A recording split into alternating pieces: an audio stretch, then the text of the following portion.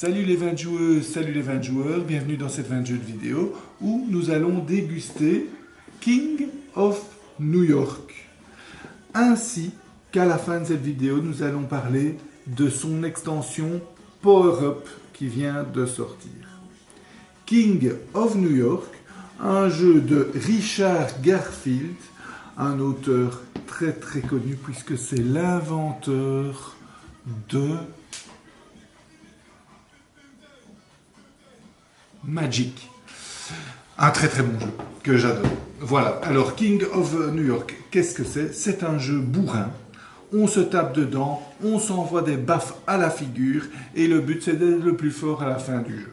Comment ça se passe? Chaque joueur contrôle un monstre. Il y a des monstres ici et chaque joueur en contrôle un. Chaque joueur a un petit plateau individuel qui lui indique deux choses sur son monstre, bien évidemment trois choses, plutôt le nom et l'image de son monstre, les points de victoire qu'il a, qu'il va pouvoir faire bouger, et les points de vie qu'il a, qui même chose, il peut en gagner ou en perdre. Voilà. Chacun joue à son tour, et le but du jeu c'est d'avoir le premier 20 points de victoire, et c'est la victoire, ou d'arriver à tuer tous ses adversaires qui soient sur la tête de mort. Comment ça se passe? Chacun joue à son tour, et à son tour, on prend les 6 dés, on les jette une première fois. Les dés où on n'est pas content du résultat, on les rejette, et ceux où on n'est encore pas content du résultat, on peut les jeter une troisième fois. Donc on a 3 jets de dés et on doit faire nos actions sur base des jets de dés restants. Qu'est-ce qu'on peut faire comme action? La première, c'est le cœur, c'est se soigner, donc on augmente d'un point de vie.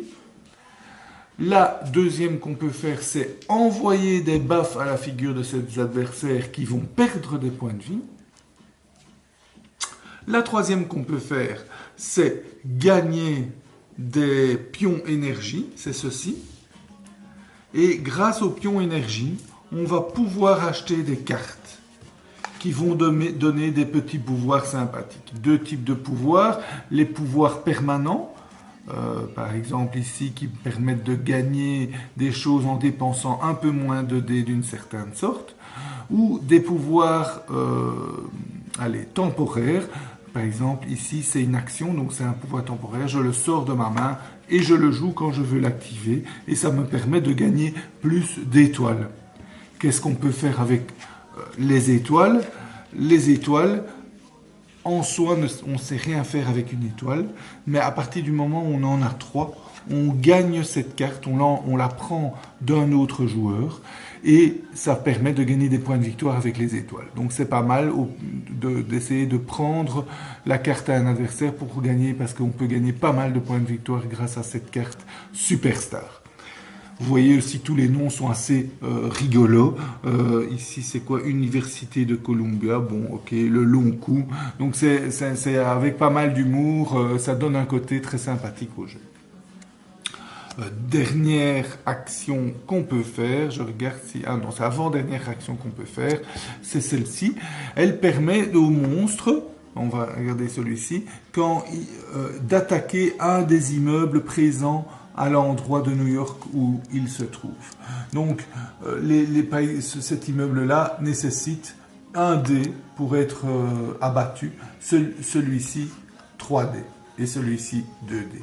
Et quand on détruit l'immeuble, on gagne ce qu'il y a ici. Donc ici, des points de vie et ici, des points de victoire. Quand on abat un immeuble, on le retourne sur l'autre face. Et vous voyez, ça donne des trucs un peu moins sympathiques. C'est des jeeps de l'armée ou des tanks, voire même des avions qui vont nous attaquer lorsque malheureusement on fait des têtes de mort, comme ça, c'est comique aussi. Et donc chaque unité armée va nous infliger un point de dégâts. Les unités armées, on va pouvoir également les détruire en dépensant le nombre aussi de dés comme ça nécessaire, 4, 2 ou 3. Et il nous donne le bénéfice qui est marqué là. Voilà, ça ce sont les actions. On va jouer chacun à son tour. À la fin de son tour, Si un joueur, à la fin du tour du joueur qui se trouve à Manhattan, il reste à Manhattan et il augmente d'un niveau. Les autres joueurs, à la fin de leur tour, ils peuvent changer d'endroit dans New York, donc aller au Queens, au Bronx, à Brooklyn, peu importe. Sauf s'il n'y a personne à Manhattan. S'il n'y a personne à Manhattan, le joueur est obligé d'aller à Manhattan.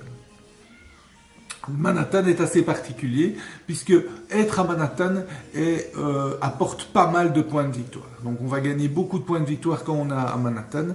Vous voyez ici, on gagne des étoiles, on gagne de l'énergie. Là également, puisqu'on va monter. Donc on va gagner pas mal de points de victoire quand on est à Manhattan. Le grand désavantage, c'est que tous les dés cœur, on va pas pouvoir les utiliser, donc on va se soigner très difficilement. On va pouvoir se soigner principalement grâce aux cartes ou en abattant des unités armées telles que celle-là. Donc très peu de possibilités de gagner de la vie, des points de vie. Par contre, les autres joueurs qui se trouvent dans un autre quartier de New York, eux, quand ils font des baffes, ils ne peuvent pas se les distribuer entre eux, ils tapent toujours le joueur à Manhattan. Donc on va vite perdre des points de vie quand on est à Manhattan. On va gagner pas mal de points de victoire et à chaque fois qu'on se reçoit des baffes à la figure, moi je dirais même des baffes à la gueule, eh bien on peut décider de quitter Manhattan. Ce qu'on va faire à un moment donné ou un autre, parce que quand on n'a plus beaucoup de points de victoire, mieux vaut quitter Manhattan pour éviter les baffes adverses que de se faire tuer. Parce que quand on arrive à la tête de mort, eh bien, on meurt et c'est fini. La partie est finie pour nous. C'est un petit désavantage au jeu parce qu'à un moment donné, on peut être écarté du jeu et devoir laisser les autres jouer sans soi. Oui, sans soi, ça marche. Mais le jeu dure assez rapidement, donc comptez 40 minutes de jeu plus ou moins. Donc, ce qui veut dire que si vous êtes éliminé en milieu de la partie, vous devez un peu attendre 20 minutes, l'occasion de boire un petit verre de vin et d'attendre qu'on refasse une seconde partie. Voilà pour la dégustation de King of New York. La petite extension Power Up, que comprend-elle? Elle comprend un nouveau monstre qui s'appelle Mega Shark, que vous voyez ici. Ça c'est Mega Shark. Il est méga méchant.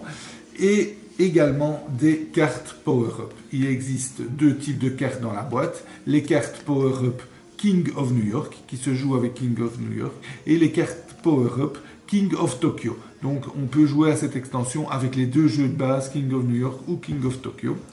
C'est quoi ces cartes Power Up? En fait, ce sont aussi des cartes qui apportent certains pouvoirs. Donc, vous voyez ici, celui-ci va me rapporter des étoiles supplémentaires.